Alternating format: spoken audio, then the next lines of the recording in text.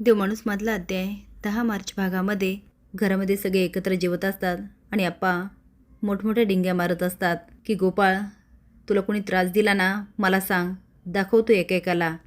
त्या जामकरचं कसं तोंड बंद केलं मी. होळीला यायची त्याने हिंमतच नाही केली. आजी म्हणते हा हा, तू त्याच्यासोबत कुस्ती खेळलाय, आला मोठा सांगणारा. जेव्हा मुडदे पडले असते ना कळलं असतं. मग आप्पा म्हणतात पण पडले नाही ना.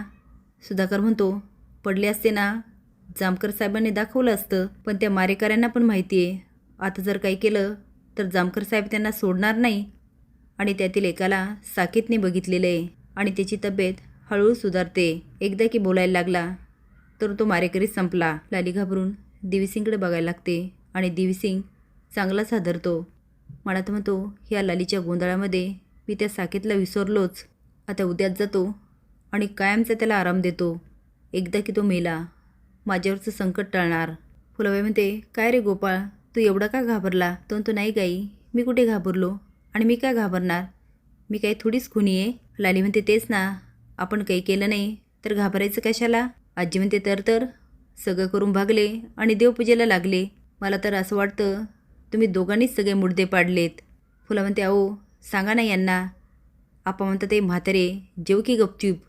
आता लालीला माहीत असतं की गोपाळ साकेतला नाही सोडणार. गोपाळ सकाळी जायला लागतो.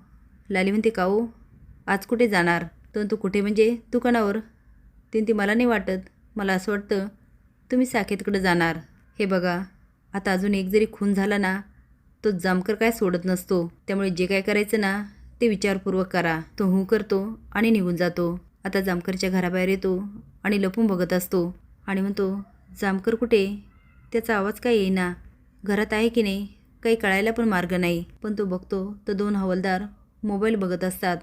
ते बघत तो म्हणतो नक्कीच जामकर घरात नाही. जर असता तर यांची हिंमत नसती झाली मोबाईलमध्ये बघायची. आता देवीसिंग जातो आणि त्यांना म्हणतो साकेत दादाला भेटायचं होतं. ते पण लगेच म्हणतात जा. तर तो थँक्यू बरं का आणि आत निघून जातो. बघतो तर साकेत एकटाच झोपलेला असतो. आता देवीसिंग खिशातून एक पुडी काढतो आणि साकेतच्या औषधाची एक डबी असते.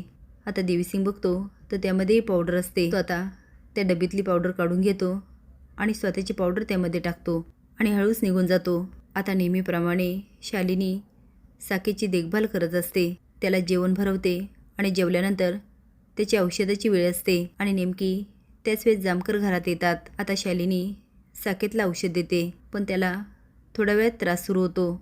आता जामकर घाबरून त्याच्याकडे बघायला लागतात तर साकेतला उलटी होते आणि त्यामधून सगळंच रक्त पडतं. आता जामकर शालूला मोठ्याने ओरडतात ही रक्ताची उलटी कशी झाली, याला तुम्ही काय खाऊ घातलं, काय घातलं. जामकरच्या आवाजाने शालिनीचा मुलगा घाबरतो आणि तिच्या मागे लपतो. तरी जामकर मोठ्याने ओरडतात काय विचारतो मी, कुणी आलं होतं का. त्याच्या आवाजाने पोलिसही आत पळत येतात. शालिनी घाबरून म्हणते कुणीच आलं नव्हतं.